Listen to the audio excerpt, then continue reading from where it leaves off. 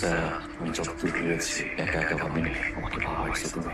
Sir আমি তোমাকে ভালোবাসি, আমি থাকতে পারছি না স্যার, একটা সেকেন্ড আমি ঘুমাইতে পারি। আমি কেমন একটা যন্ত্রণা পাচ্ছি স্যার, আজ আমি কখনো কোনোদিন পাই নাই। আমি তোমাকে ভালোবাসি স্যার, আর আমি এটাও জানি তুমি আমাকে ভালোবাসো। শুনলাম কোন এক নেতার ছেলের সাথে তোমার বিয়ে হচ্ছে, আমি জানি না কে চাপটা কিসের স্যার, পরিবারের নেতা নাকি নেতার ছেলে। স্যার আমি চা খেতে গেলে 500 বাইক আমার পিছনে থাকে, আমি ভীত স্যার। তার সাথে ভালোবাসি, তাকে উঠাই নিতে কত হাজার বাইক পিছনে থাকবে তুমি জানো স্যার। বাট আমি এগুলো চাই না, একটা ওয়ার্ডে আমাকে একটা অ্যান্সার দাও স্যার। আই প্রমিস আমি এখান থেকে চলে যাবো sir. Do you love me, yes or no? একটা বলবো না, একটা বলবো ভালোবাসা, আমি এখান থেকে চলে যাবো স্যার। তোর সামনে নিয়ে আসবো কখনো না, একবার বলো না ভালোবাসো না, একবার বলো না। চলো স্যার, আমি এখন তোমাকে দিয়ে দেবো রাইট না কিছু যে কথা ওখানে। আই প্রমিস আমি কিছু তোমাকে এখন দিয়ে দেবো। আর কিসের ভালো না, দিয়ে দেবো রাইট না। কোথায় বিয়ে? কাকে? আমাকে?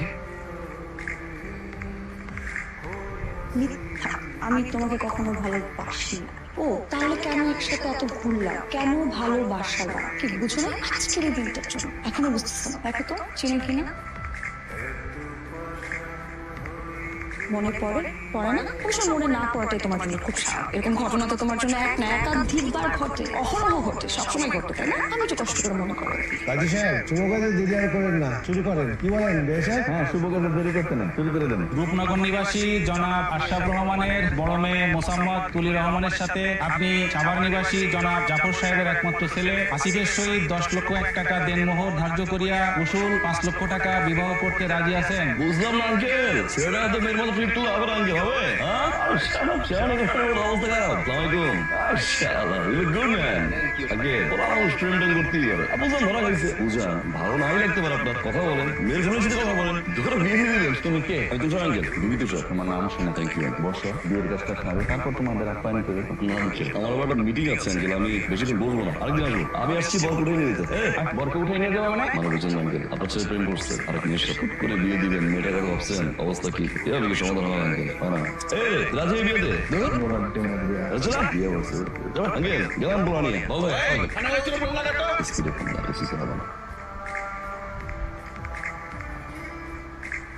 এই মেয়েটা সেদিন বিয়ের আসর ছিল। পরিবারের সিদ্ধান্তে বিয়ে পিড়িতে বসে, আর যখন একটা মেয়ে পরিবারের সিদ্ধান্তে বিয়ে করতে রাজি হয়, তখন ওই মেয়েটা মানুষটাকে নিয়ে স্বপ্ন দেখতে শুরু করে। স্বপ্ন দেখতে দেখতে ভালোবাসতে শুরু করে। কবুল বলার আগ মুহূর্তে যখন ওই মেয়েটার যে স্বপ্ন আর ভালোবাসাকে ছিনিয়ে নিয়ে যাওয়া হয়, তখন ওই মেয়েটা কেমন লাগে সেটা আপনি বুঝতে পারবেন। সেটা আপনার বুঝতে হবে। পরিবার, আত্মীয়, সমাজ, সবার সামনে যখন ওই মেয়েটার বিয়ে ভেঙে যায়, মেয়েটা কেমন লাগে সেটাকে আপনি বোঝেন। কতটা ছোট হতে হয়, কি পরিমাণে কথা শুনতে হয়, কি কি ফেস করতে হয় সেটাকে আপনি বোঝেন। ও তার সাথে তো মেয়েটার পরিচয় করাই দেবেন। মেয়েটা আমার বউ তুলি। 5 মাস আমি, আমার মা, আমার বাবা একটা জীবন্ত লাশ নিয়ে ঘুরে বেড়াচ্ছি। আমার বোন ঠিকভাবে হাসে না, কথা বলে না, খায় না। আমার বোন নাই, সে একজন মানসিক রোগী। ওই দিনের পর থেকে আমি সিদ্ধান্ত নিয়েছি, 1 দিন পর হোক, 2 দিন পর হোক, 3 দিন পর হোক, কিংবা 5 বছর পর হোক, আমি 1 সেকেন্ডের জন্য হলেও ফিল করাবো ভালোবাসার মানুষকে হারানো যন্ত্রণা কতটা ভয়ঙ্কর হয়। ঠিক আছে,